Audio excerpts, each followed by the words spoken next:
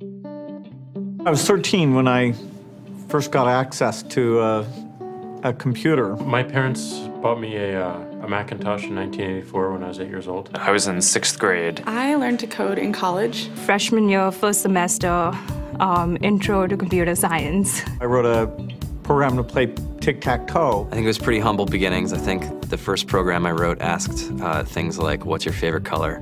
Or how old are you? I first learned how to make a green circle and a red square appear on the screen. The first time I actually had something come up and say, hello world, and I made a computer do that. It was just astonishing. Learning how to program didn't start off as wanting to learn all of computer science or trying to master this discipline or anything like that. It just started off because I wanted to do this one simple thing. I wanted to make something that was fun for myself and my sisters. And I wrote this little program and then basically just add a little bit to it. And then when I needed to learn something new, I looked it up either in a book or on the internet and then added a little bit to it. It's really not unlike kind of playing an instrument or something, or playing a sport.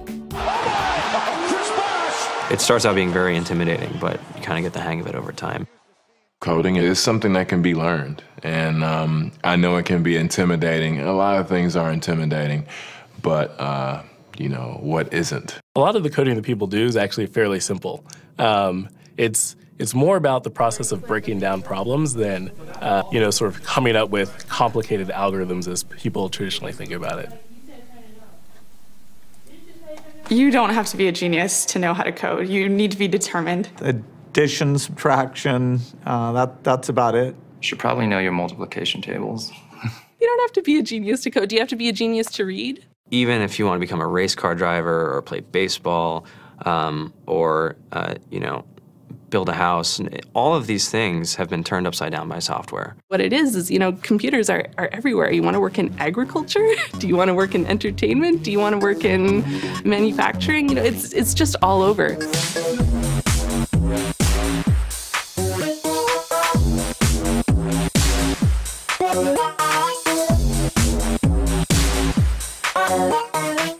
Here we are, 2013.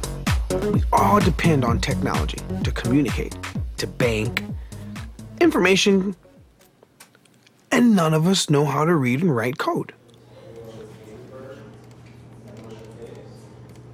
When I was in school, I was in this after-school group called the Whiz Kids. And when people found out, they laughed at me and, all these things. And I'm like, man, I don't care. I think it's cool. And, I'm learning a lot. And some of my friends have jobs.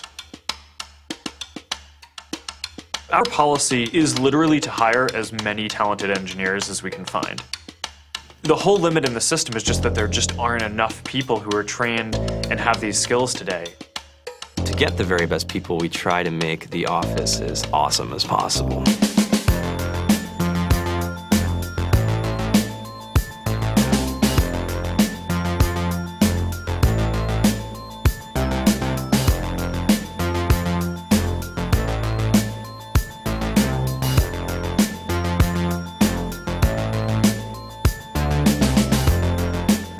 We have a fantastic chef.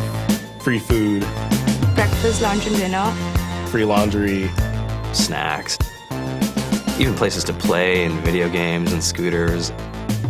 There's all these kind of interesting things around the office and places where people can play or relax or go to think or play music or be creative. Whether you're trying to make a lot of money or whether you just want to change the world, computer programming is an incredibly empowering skill to learn. I think if someone had told me that software is really about humanity, that it's really about helping people by using computer technology, it would have changed my outlook a lot earlier. To be able to actually come up with an idea and then see it in your hands and then be able to press a button and have it be in millions of people's hands. I think we're the first generation in the world that's really ever had that kind of experience.